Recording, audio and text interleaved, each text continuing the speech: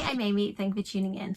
This is my January wrap-up video coming to you incredibly late because I've been so busy at the beginning of this year. I've been doing loads of blurb requests, editing my own book, my Dracula retelling which is coming out in September, and I've just not had that much time for reading, let alone for YouTube. I did manage to read quite a few books in January, but a lot of that is because I was off over Christmas and I'd started a few books last year that I ended up finishing in early January, so seems like I read a fair bit, but don't be fooled, I only really read a handful of books in January.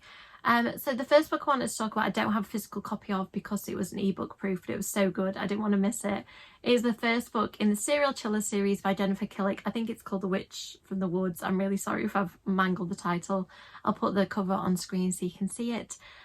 Jennifer Killick is really popular for writing middle grade horror that is really chilling, really fun. And this is the start of a new series set in a made up town where strange things have happened and it's got a dark history. It starts with characters fairly early on going to a museum where they can learn about the town's dark history. And I always really like that. I like it when a story makes it feel real, that the setting kind of takes on life of its own.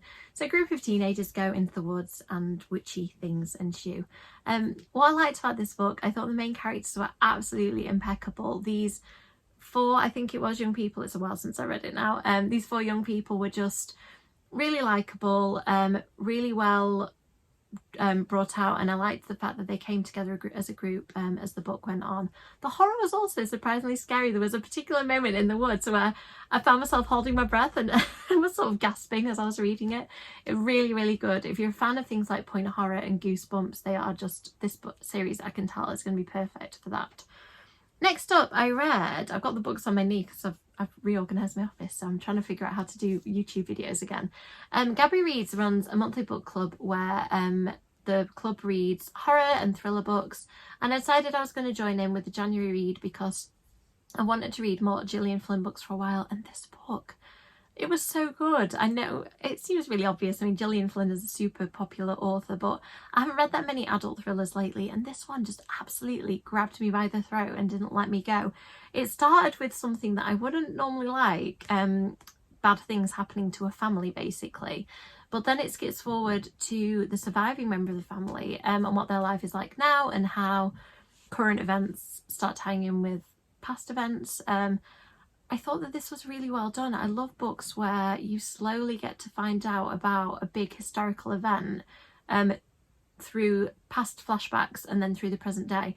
I just thought this was really well done. It was really well written too and beautiful. In terms of the description, some places I was just lost in the writing, so very, very highly recommend this. Please check the content warnings because for me it was a little bit far, but I kept with it because it was so good. So the next book I read was awesome as well. This is Cynthia Murphy's prequel to Win, Lose, Kill, Die. I would say you don't need to have read Win, Lose, Kill, Die to appreciate this book. Keep your friends close, but there are Easter eggs to Win, Lose, Kill, Die in here, so I feel like you'll appreciate it more if you do read Win, Lose, Kill, Die first. So this one is set in the 90s, before the events of Win, Lose, Kill, Die by a few decades. Tries to do the maths in my head and fails. And it is about, I'm trying to word this carefully so I don't spoil either book, one of the characters from Win, Lose, Kill, Die back in the day when they were actually at Morton Academy. Anybody who's watched this channel knows I love Cynthia Murphy's writing. Full disclosure, she's a friend, but she's also an absolutely awesome author. Her books are just so thrilling. They pull you along at such a pace that you just can't stop reading them. They always have plenty of twists and turns to keep you guessing, and this one has a really nice angle of dark academia and secret societies to just give it that other dimension as well. Next, this one's taken me a while to read. I read it on my Kindle. I didn't realise quite how chunky it was when I started on my Kindle, and I don't read electronically as much, so I've read this one over a couple of months. I've never read any Lucy Score before, and I am absolutely going to do it again. I think that she normally writes romance that doesn't have a paranormal element, but this one is about somebody who has psychic abilities. She's kind of shied away from them in the past, but is starting to lean into them. And then she gets pulled into a murder mystery and everything goes kind of wrong, but kind of right, because she meets a really hot private investigator called Nick and they start investigating the dead guy next door and other crimes. It's really fun. It has that True Blood vibe to it. It's just one of those like paranormal mystery romances that's quite light-hearted, fun, very, very steamy in places, and I like the fact that this book, without giving too much away, it kind of holds that back a little bit so that you really want these characters to get together by the time that they do. It's really great. It's not the easiest book to get in the UK. It wasn't mega cheap, but actually it's really worth it. If you want a good romance with a slight paranormal bent to it, then this is great. Next I read a couple of non-fiction books and one tiny fiction book. In fact, let's do the fiction book first. So I've been meaning to read Sour Candy with my friend Paula from Family and Books for a while. Please go and check out her channel because it's great. And I couldn't find my copy. It's so small, it got slotted in between two books, and when I did my bookshelf sort fairly recently, I found it, so we decided to read it. And man, this book is short, but it packs a punch. There is so much in this book. I don't even know where to start without spoiling it, but I don't think it's too much to say that a man goes into a supermarket and sees a boy having a meltdown. And I really related to the boy's mother at this point, because having a young child, you've probably been there. And things take a really strange turn, and the boy starts saying that he actually is the man's son. He doesn't belong to the woman at all. I won't say more than that because I don't want to ruin it, but it's so... Check the content warnings because it does go quite dark in places. Look after yourself if you're going to read it, but this book, I read it in 24 hours. It is short, but I don't have much time to read at the moment, and I just could not stop picking it up. It is compelling, it is scary, it's so well crafted, the characters are brilliant. It's just, you absolutely have to read it. Quick read, no excuse not to. I'm just checking, it doesn't say how much it is. I was going to say if it's really cheap that would be another good reason to buy it, but just buy it anyway. Okay, so next 3 non-fiction books. I went down a bit of a non-fiction rabbit hole because I've had this book for a while. I saw that it was about grimoires. Didn't know who the author was at the time, but then when I looked closely when it arrived, I realised she was on One Tree Hill. Then I saw the name and connected, and when I started reading the book, I realised she's married to Jeffrey D. Morgan, who anyone who knows me will know I absolutely love from Supernatural and other things, I think, and The Walking Dead. I think he's a great actor, you know, and other reasons why I like him. But you can probably tell if you've seen him. I'm going to stop waffling about Jeffrey D. Morgan now and talk about the book.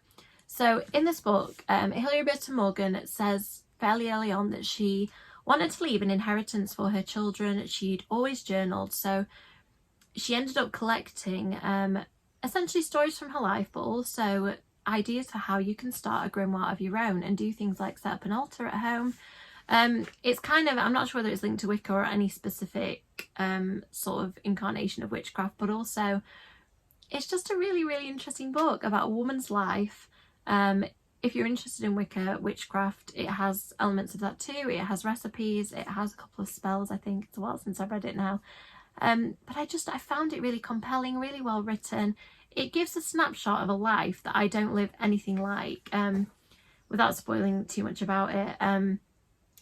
It describes setting up a home with Jeffrey D. Morgan and having children. Check the content warnings because it does go into the ups and downs of having children and sort of when problems can arise in that department. So apart from that, check the content warnings, but I would highly, highly recommend this. I was so gripped. And then I loved it so much that I bought Hilarie Morgan's other book, which came before, but I don't think it really mattered. I probably, in hindsight, would have read them in this order because it's the story of her life and how they started, her and Jeffrey D. Morgan set up a farm together, hence the title, Rural Diaries. So the events of Grimoire Girl, I think, are after this, if I remember rightly. But it made sense out of order. And again, I just feel like I got to know this woman and this family and their life, setting up this life on a farm, which is kind of always something I've been interested in. I just loved it. It made me laugh. It made me cry. I felt really invested. It's because she's an actress also, there are some nice little appearances of another Hollywood actor or two, which I'll let you read to get the full impact for yourself, but I just had a lot of fun with it. And then while I was down the One Tree Hill autobiography type book rabbit hole, I picked up Dinner for Vampires by Bethany Lenz. Not about vampires in the literal sense, it's about vampires as in people who suck the life out of you, who take you for everything you've got, who use you, which is an awful thing to realise that when Bethany Lenz was on One Tree Hill, and for quite a long part of her life she was being indoctrinated into a cult. And she says herself on the back, I'm going to read this because she explains it the best, like what this book's about. Typically when I tell someone I was in a cult, their first response is, which one? I know they're hoping I'll say a cult they've heard about on some salacious podcast or true crime TV show. I know this because I see the disappointment on their face when I say, just a small Bible-based group in the Pacific Northwest, you wouldn't have heard of it. The first few times encountering this disappointment made me feel insecure, worried my cult wasn't culty enough. After all, there was no branding, no strange rituals with psychedelics, no polyamory. How bad could it have been? Feeling like I needed to prove my cult's legitimacy, I learned to tell people straight away. They stole over $2 million from me. This always perked people up, but it was a cheap trick. It only reinforced the idea that a cult is defined by metrics of sordidness and sensationalism, and that definition confirms the perspective of so many people. I would never be so stupid to fall for something so crazy. The less tabloid-friendly truth, and the reason I'm now so willing to tell my story, is that cults can come in multiple guises and anyone can fall for one. Her voice is just immediately arresting. I was so gripped. I don't think that she's written any other books before. And it was great. I'm so interested in books about cults for the exact reason that Bethany Joy Lenz mentions on the back, that I'm interested in the idea of what causes people to be drawn into them. And she's so candid in this book. It is written so well. She explains the whole story of just before she was kind of brought into this cult, how it developed, and then eventually how things end. I don't want to spoil it for you so you can actually read for yourself, but check the content warnings. As always, I think with non-fiction it's best to go in with your eyes open, and with fiction if you want to as well. But yeah, I really enjoyed this. I thought it was great. It was really sad in places and really heart-wrenching to think of the things that she went through and that other people have been through who've been involved in cults, but definitely an absolutely gripping read. And if you're into cults, into the idea of like Hollywood and having a bit of an insight into celebrities' lives too, this is a really good one. And I want to read all the celebrity autobiographies, and I think I need to be selective, like ones that have something in it that sort of piques my interest, or that has an angle that is something that I want to know about. So let me know in the comments if you can think of any books like that. I would love to read more. As always, likes and subscribes are really appreciated, and I'll see you in the next video. Bye.